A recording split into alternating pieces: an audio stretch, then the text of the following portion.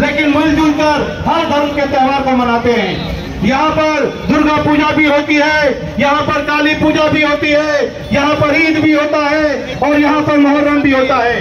कितनी अच्छी बात है कि हम लोग एक अच्छी मिसाल को कायम कर रहे हैं और इस कायम को बनाने के लिए सोमराज चौधरी जी का हमें तहे दिल से धन्यवाद देना चाहिए कि वो बहुत अच्छे इस आयोजन को यहाँ पे संपूर्ण करते हैं और लोगों के साथ मिलजुल कर रहते हैं।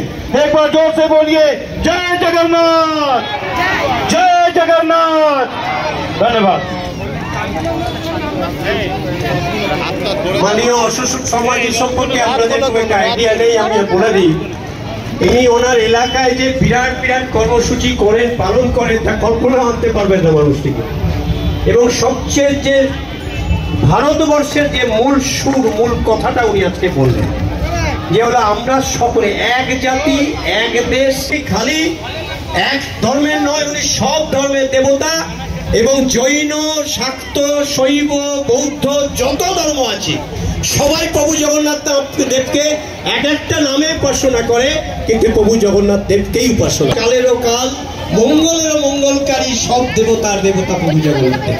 আমরা এই কথাটা বলি এই কারণেই বলি যে প্রভু জগন্নাথ দেব, তোমার আনন্দ আমার উপর, তুমি তাই এসেছো নিচে, আমাই নইলে ত্রিভুবনেশ্বর, তোমার প্রেম হতো যে নিচে।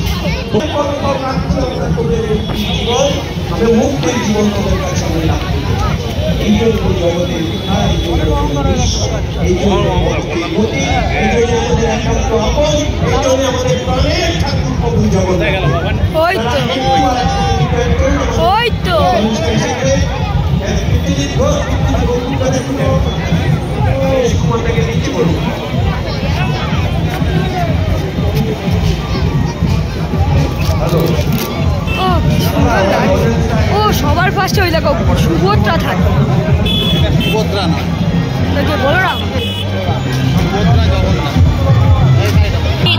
তোরে গেল এই মহানা